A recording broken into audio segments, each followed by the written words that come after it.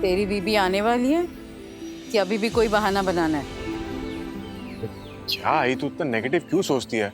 रास्ते में होगी, आ जाएगी। लो, आ गई।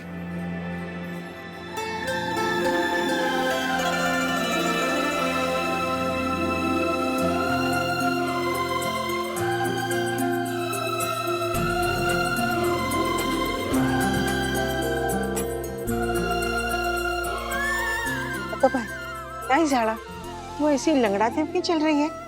सब ठीक तो है ना? हाँ मैं ठीक हूँ, आप चिंता मत कीजिए, बस हल्की सी मोच आ गई है। चले? चलो।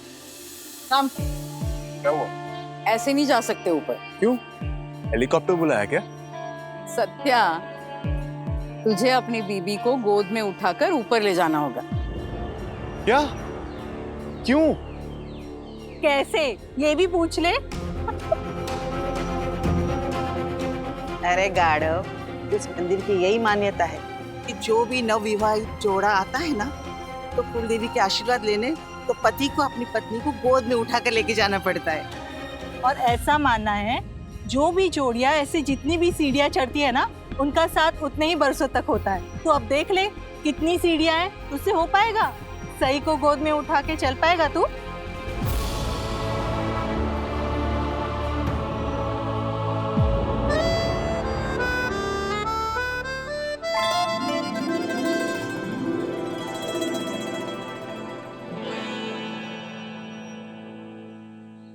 रहने देना आई। अब अगर खुद से चल के जाएंगे तो कुलदेवी का आशीर्वाद कम थोड़ी ना हो जाएगा। और तुझे तो पता, मैं कितने साल से जिम भी नहीं गया। थोड़ा तो तरस खा ले अपने बेटे पर आई। मैं खुद से चली जाऊंगी, सत्या को तकलीफ देने की कोई जरूरत नहीं है। हाँ चलो चलते हैं, चलो आओ। सही, बहुत दर्द हो रहा है। हाँ थोड़ा दर्द तो हो रहा है।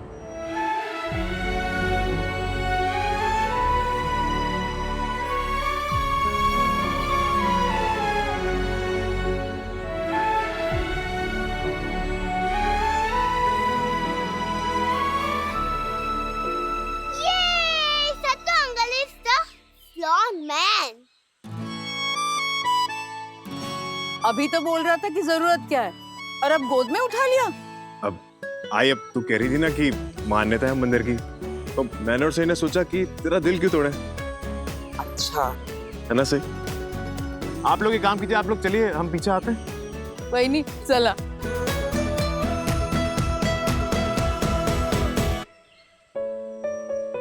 तुमने मुझे क्यों उठाया? तुम्हारे पैर में चोट लगी है, तुम्हें दर्द हो रहा था। Just relax and enjoy the ride. तुम्हारा मन करे ना तो मुझे ऊपर जाके सवारी के पैसे दे देना।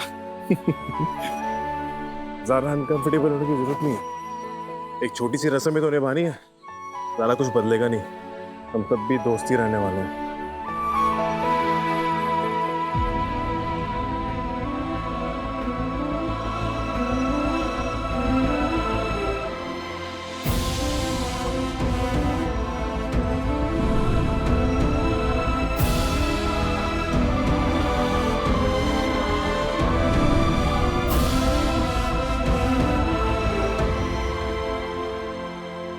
ऐसे क्या देख रही हो? देख रहा हूँ, जैसे सुबह विराट ने मेरे गले पे हाथ डाला था, अब तुमने डाला हुआ है। अरे क्या कर रही हो? Sorry sorry. It's okay. और आज विराट ने जो किया उसके लिए भी सॉरी। मेरी वजह से तुम्हें कितना कुछ बर्दाश्त करना पड़ रहा है। देखा अम्बा, दोनों एक साथ कितने प्यारे लग रहे हैं। और सत्या को देख, सही को निहार ही रहा है। इसे तो इसके पीछे हमेशा क्यों पड़ी रहती है? वही नहीं, सही के लिए जो प्यार मैं अपने बेटे के आंखों में देख रही हूँ ना, वही प्यार सही के आंखों में मेरे बेटे के लिए मैंने कभी नहीं देखा। अगर ये ऐसे ही कभी यहाँ कभी वहां करती रही ना, तो मुझे तो शक है कि इससे कभी मेरे बेटे से प्यार होगा भी या नहीं। चलो।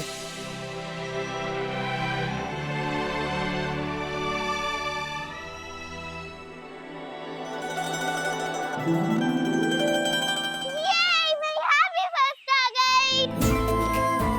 चलो हम एक फिल्म सेल्फी लेते हैं।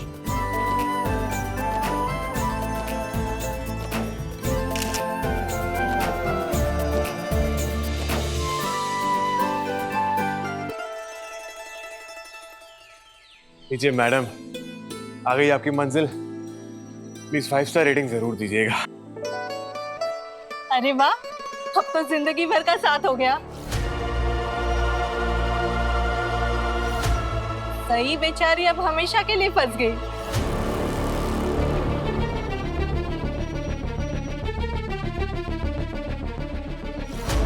अभी हो गया तो चले अंदर। हाँ सभी आओ बड़ा।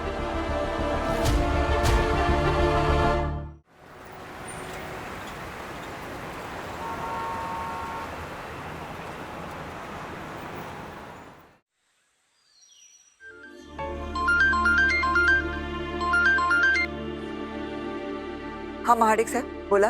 भवानी जी, आप हमारी पार्टी की सबसे मजबूत महिला उम्मीदवार हैं। महिलाओं के साथ न्याय हो, ससुराल में उनके साथ अच्छा बर्ताव हो, इसके लिए आप हमेशा आवाज उठाती हैं, उनके स्वाभिमान की बातें करते हैं। लेकिन आपके घर की बहुएं ही घर छोड़ छोड़ के भाग रही हैं। ये क्या कहना चाह रहे हैं आप? वर्षों पहले आपकी बहू सही घर छोड़ के भागी थी, फिर कुछ दिन पहले करिश्मा घर छोड़ के भाग गई, और अब सुनने में आया है कि पत्रलेखा भी घर छोड़ के भाग गई। क्या है ये सब? नहीं, पत्रलेखा कहीं नहीं गई है। ये आप कैसी बातें कर रहे हैं? भवानी जी, कम से कम अपने पार्टी के लोगों के साथ तो झूठ मत बोलिए। आपने अखबार में इश्तिहार दिया है पत्रलेखा के लापता होने का। इश्तिहार?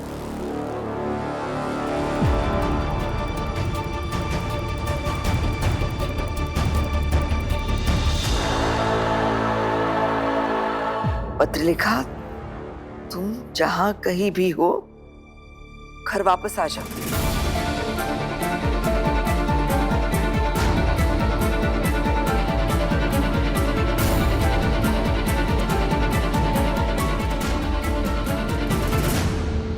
हेलो भवानी जी, आप पब्लिक फिगर हैं, आमदार हैं। या तो आप अपने घर को कायदे से संभालिए, या तो ऐसी बातें घर से बाहर आने ही मत दीजिए।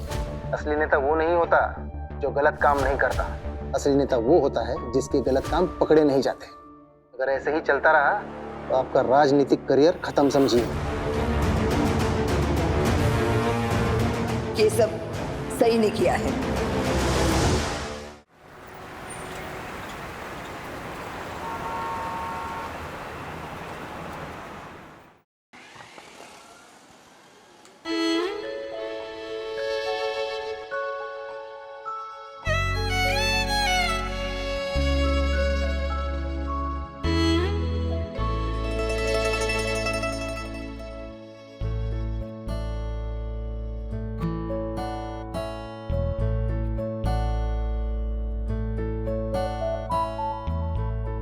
आई एम सॉरी वीनू, मैंने आपकी मम्मा को चोट पहुंचाई।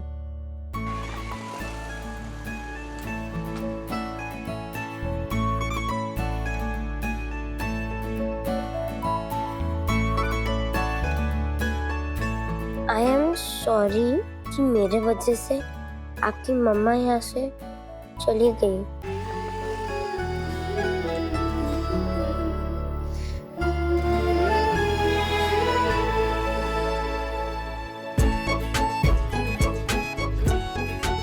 मैं अपनी मम्मा को सॉरी बोलूँगा, लेकिन उससे पहले क्या आप मुझे माफ करोगे?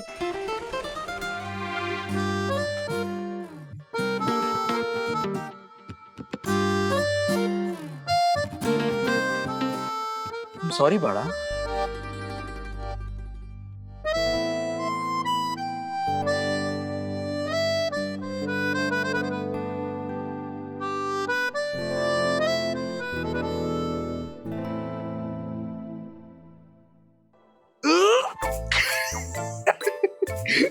तो मैं आपसे कह रहा था कि I am sorry, I am very sorry.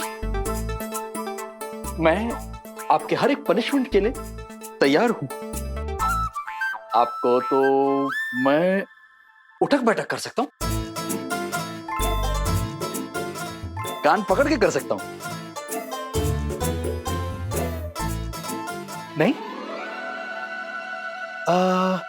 मैं घुटनों के बल जाकर हाथों पर कर सकता हूं। मैं मुर्गा बन सकता हूं। बड़ा, क्योंकि कल आपका बर्थडे है, हर साल की तरह इस साल भी हम आपका बर्थडे धूमधाम से मनाना चाहते हैं। सॉरी बड़ा, प्लीज।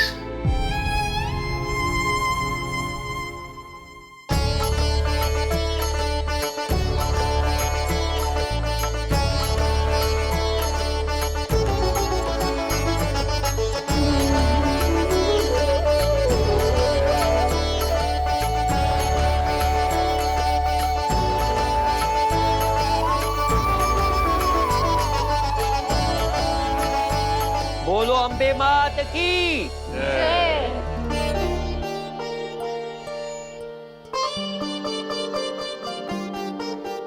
आपकी बहू के कदम बहुत शुभ है आपकी बेटी के लिए। इसकी सारी मुसीबतें और इस पर आने वाली सारी बाधाएं ये अपने सर पर ले लेगी।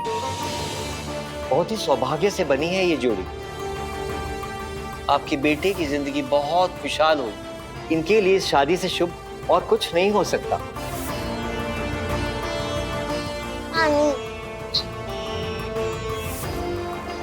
सही अधिकारी,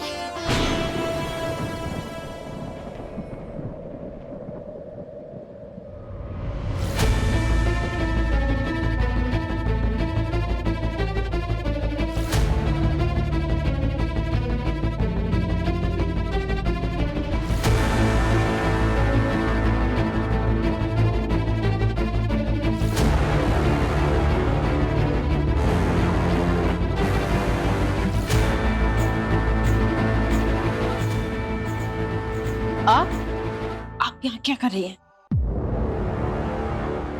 ये इश्तिहार तूने छपवाया है अखबार में?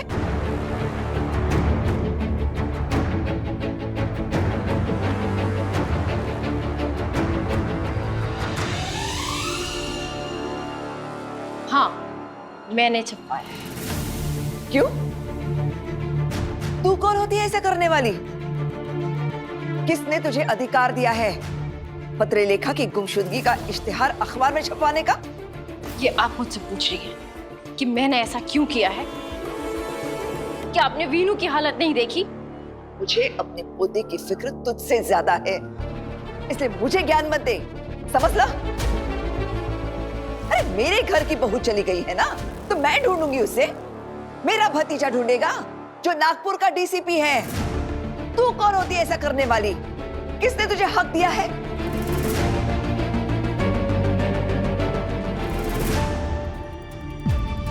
तू सही चौहान नहीं है, सही अधिकारी है।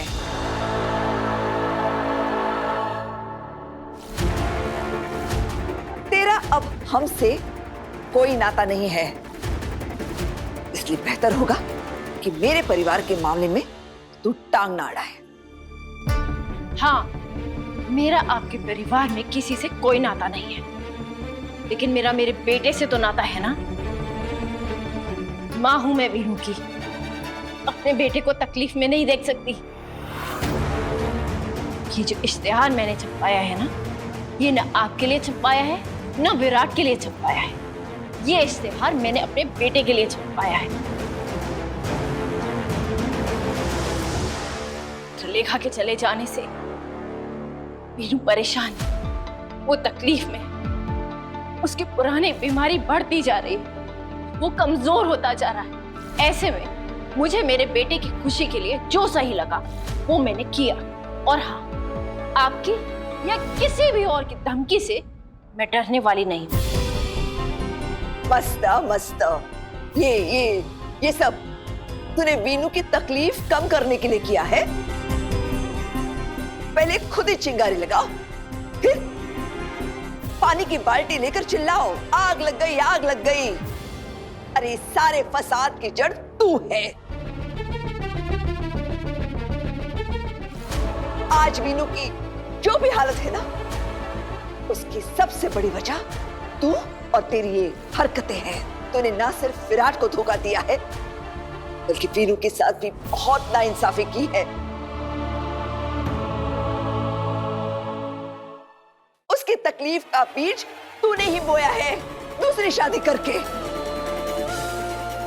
वही से शुरू हुआ है सब, और अब दिखावा कर रही है कि सिर्फ मुझे ही वीनू की चिंता है। अरे कितना झूठ बोलेगी तू। सच बात तो यह है ना कि तू चौहान परिवार का नाम खराब करना चाहती है।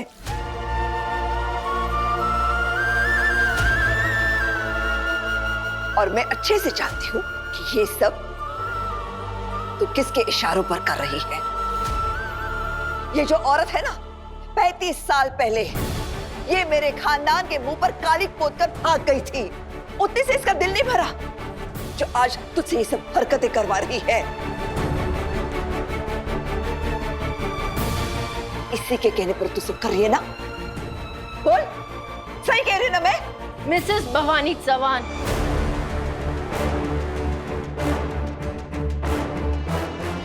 एक ना बहुत पुरानी कहावत है, चोरों को सारे चोर नजर आते हैं।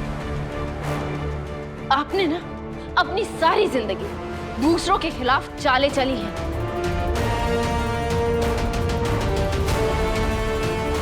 इसीलिए आपको बाकी सब अपने जैसे नजर आते हैं। ये इश्तिहार ना मैंने अपनी सास के कहने पे छपवाया है और ना ही किसी और के कहने पे छपवाया है। मैंने इस इश्तिहार के छपवाने की जो वजह बताई, वही वजह है मेरे बेटे की खुशियां और उसकी भलाई। और इस वजह को अब अच्छी तरीके से समझ ले तो ही बेहतर होगा।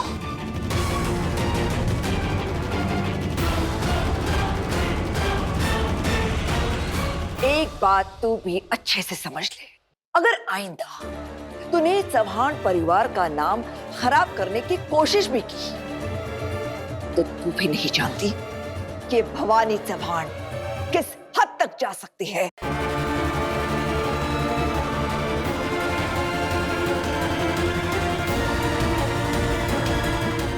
अरे तू भी एक बात अच्छे से समझ ले, मैं वो 35 साल पहले वाली भवानी नहीं हूं जो तेरी काली करतूतों पर कुछ नहीं कहूंगी।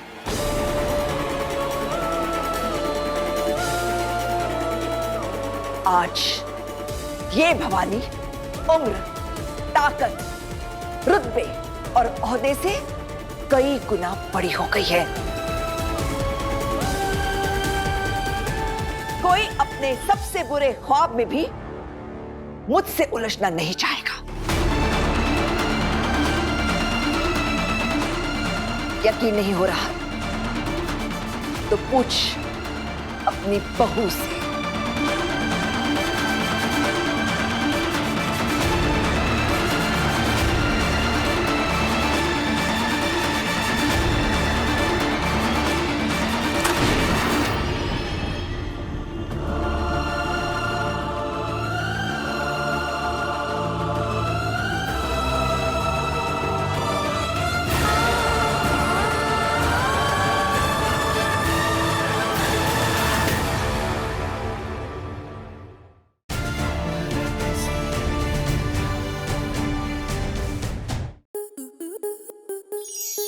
स्टार प्लस के ऐसे ही और बेहतरीन लम्हे देखने के लिए सब्सक्राइब करें हमारे YouTube चैनल को।